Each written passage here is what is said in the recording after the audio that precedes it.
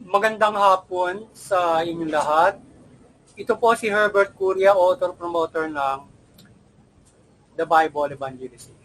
Kakibat ang ating pananalig sa ating banal na Panginoon Diyos, banal na Panginoon Kristo at gabay ng kaliwanagan ng Maria, ay ating pong ibinabahagi sa inyo sa aling pong ang mensahe ng ating banal na Panginoon. Ang tema ng mensahe ng ating banal na Panginoon Diyos ay pag-ibayuhin ang gabay ng kapayapaan at pamamahala ng Panginoong Kristo at gabay sa bansang Israel. Ngayon po ay babasahin ko sa inyo ang mga mensahe ito mula po sa Bagong Tipan. Ang mabuting balita na pag-aari ng ating banal na Panginoon Diyos sa pamamagitan ng banal na Panginoong Yesu Kristo. Ayon po dito sa mga taga-Roma, Kabanata 10, talatang 21. Ito po ang mensahe. Datapwat sinabi niya tungkol sa Israel. Sa buong maghapon, ako'y nananawagan sa isang bayang matigas ang ulo at mapanhimagsik. Patuloy po natin sa taga-Roma, Kabanata 14, talatang 11.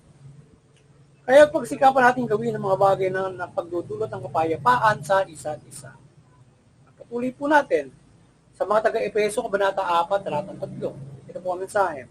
Pag sumagitan ninyo mapanatili ang pagkakaisang mula sa Espiritu sa pamamagitan ng buklod ng kapayapaan.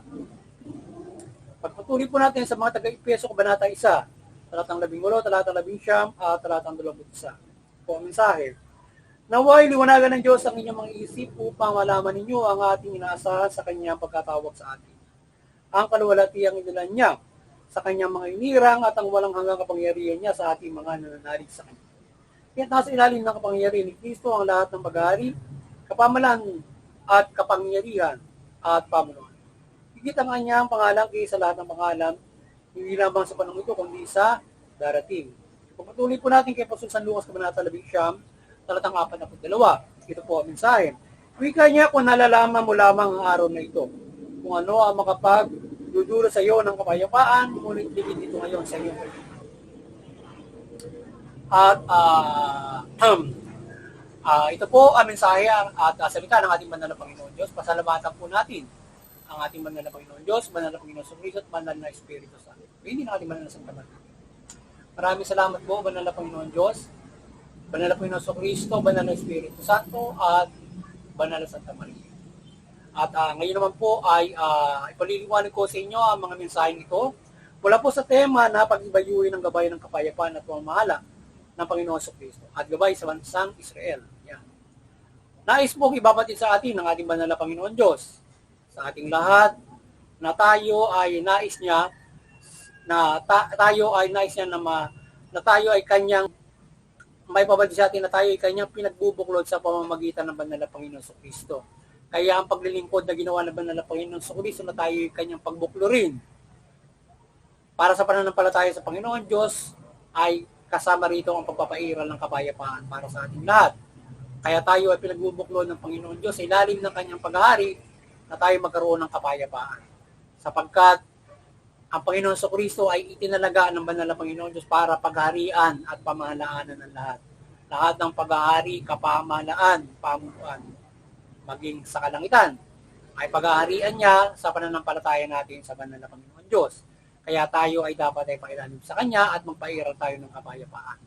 So nais niya na tayo ay maging buklod sa Espiritu sa pananampalataya sa Panginoon Diyos mula sa Panginoong Kristo. Nais niya na tayo pailalim sa Kanya at mabuklod tayo sa kapayapaan. Yan ang nais natin manalangin. Sa buong mundo mula doon sa bansang Israel. Kaya yung bansang Israel, pangunahin ay pinagbuklod kayo ng Panginoon Kristo sa kapayapaan at pananampalataya sa Panginoon Diyos mula sa Kanya. Kaya dapat kayo, ang bansang Israel, mula sa inyo, kayo ay pailalim sa banal na Panginoon Kristo. Pailalim kayo sa Kanyang paghahari. Huwag matigas ang inyong ulo, kagaya ng sinabi ng Panginoon Kristo noon na napakatigas ng ulo ng bansang Israel. Kayo ay pailalim sa ating banal na Panginoon Kristo, manampalataya kayo sa Kanya. Maniwala kayo sa Kanya sa pananampalataya sa Panginoon Diyos. Marami sa inyo na nanampalataya sa Panginoon Diyos at panampalatayaan ninyo ang Panginoon Kristo. Na siya ay itinalaga para pamahalaan ng Diyos. Kaya pailalim kayo sa Kanyang paghahari upang matukyan nyo ang daan ng pagliligtas at tungo sa kapayapaan. Upang ang mga nangyayari ito sa ngayon, kagaya noon pa ay hindi mangyari. Kaya kayo ay Mananampalataya ng lubos upang mapagtagumpayan nyo at maprotektahan nyo at umiral ang kapayapaan sa inyong bansa. Hindi kayo nagkaroon ng mga problema na inyong kinaharap kagaya ngayon. Bagamat may itinakdaan banal na Panginoon Diyos sa inyo, kaya kayo ay manampalataya ng lubos sa banal na Panginoon sa Kristo. Upang sa gayon ay mapagtagumpay nyo at maging matatag kayo pagdating ng takdang panahon na yon. Ngayon ay maging manampalataya kayo ng lubos upang umiral yung kapayapaan sa inyong bansa at sa buong mundo. Tayong lahat, umiral ang kapayapaan kung tayong magkakaisa sa pananampalataya natin sa Panginoon sa kanyang pagbubuklod sa atin mula sa pagpapatuloy na pagpapalaganap ng simbahan ng kapayapaan sa pagbubuklod ng ating banal na Panginoon sa Kristo. Kaya yun ang nangyayari ngayon sa Israel. Sa inyong pagdepensa ay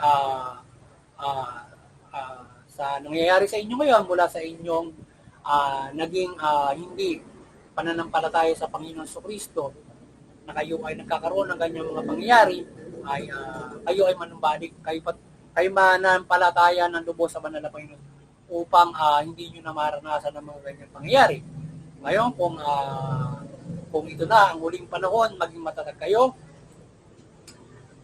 sa pananampalataya sa Panginoon, magpailalim kayo lalo sa banal na Panginoon sa Kristo upang maging matatag kayo at magkaroon kayo ng malaking kaligtasan sa inyong kaligtasan spiritual. Hindi lamang kayo, ang buong mundo, magpailalim tayo sa Panginoon sa Kristo at tayo ay magkaroon ng katatagan. Kung ito man ang huling panahon na mangyayari sa atin, tayo ay matatag sa ilalim ng Panginoon sa Kristo at tayo ipagkaroon ng kaligtasan spiritual sa itinakda ng ating banal na Panginoon Diyos. Gayunpaman ay ang pagpapairal ng kapayapang ito ay practically ito ay magdudulot sa ating lahat ng kabutihan kung tayo ay mapayapang nakapamumuhay. Hindi pa man ito gaganapin. Kung hindi pa man gaganapin sa ating panahon ito, ang itinakda, ang kapayapaan ay patuloy natin paiiralin sa ilalim ng paghahari ng Panginoon sa Kristo. Nananampalataya man tayo o hindi, ay tayo ay magpailalim sa ating banal na Panginoong Jesucristo at pairali natin ang kapayapaan. Ngayon man, ay huwag tayong palinlang sapagkat sa pamamagitan ng banal na Panginoon Jesucristo, doon yung iral at tunay na kapayapaan sa atin. Even in the guidance in their practical life. Yan ay gabay ng ating banal na Panginoon Diyos.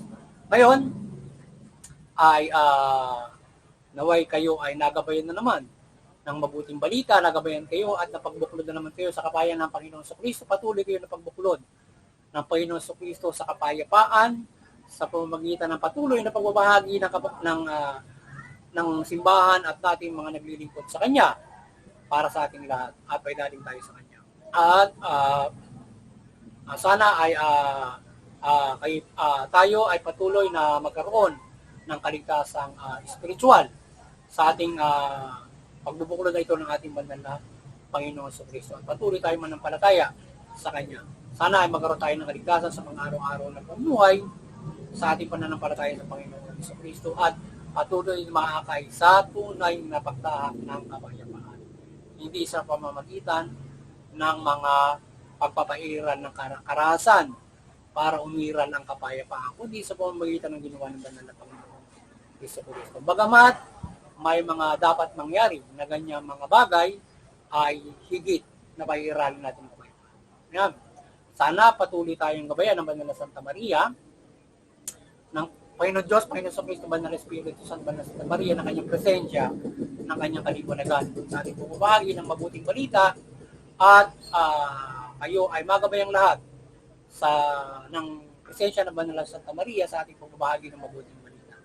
Maliwanagan kayo ng mabuting balita ng Panginoon sa Kristo, ang inyong isip, ang inyong kaluluwa, ang inyong pamumuhay at presensya ng banal na Santa Maria.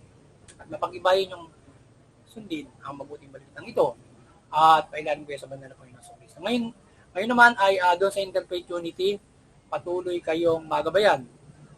Tayo maliwanagan at patuloy tayo magkaisa dito sa Interfaith Unity at unawain natin yung ating mga relihiyon para tayo ay hindi nagkakaroon ng sigalutan, hindi pagkakaunawaan, nauwi sa digmaan, karahasan.